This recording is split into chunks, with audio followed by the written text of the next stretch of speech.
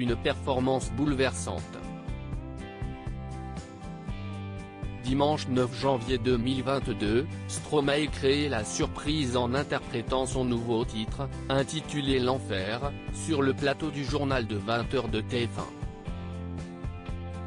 J'ai parfois eu des pensées suicidaires, et je ne suis peu fier. On croit parfois que si est la seule manière de les faire taire, ces pensées qui me font vivre un enfer, a notamment chanté l'artiste. Si les fans ont adoré cette nouvelle chanson, Tedros Adhanom Ghebreyesus, le directeur général de l'Organisation mondiale de la santé, a également salué le titre de l'artiste. Sur Twitter, il a ainsi écrit « Merci Stromae de soulever le thème difficile du suicide sur votre dernier album.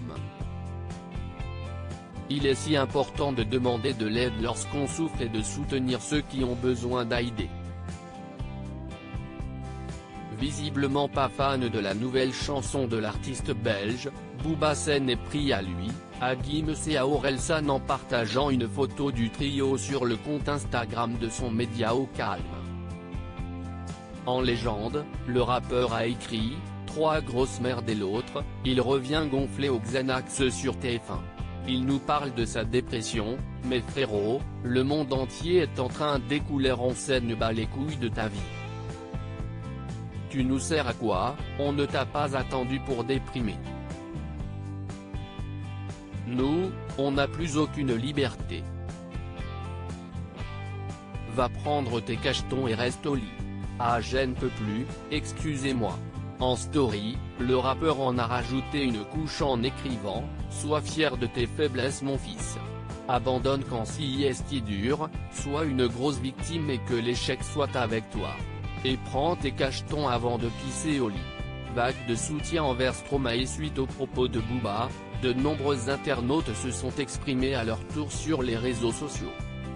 L'un d'eux a notamment expliqué « Les rappeurs, et notamment Booba, sont les premiers à parler de leur vie dans leur son, et si est pour ça qu'on kiffe, car on sait que si est authentique. Je vois pas pourquoi Stromae, sous prétexte que si est de la variété, n'aurait pas le droit de le faire. » Un autre a dévoilé « Booba humainement, il est vraiment détestable, je vous jure, si est un truc de fou ce qu'il a dit, pourtant, il sait très bien qu'il a beaucoup d'influence, mais il se permet de dire des trucs comme ça. » Enfin, un internaute a ajouté quant à lui, l'un libère la parole de l'homme en décrivant une maladie qui cause énormément de morts chaque année, l'autre libère la haine pour promouvoir son caractère ou son sentiment d'être supérieur. Loading widget.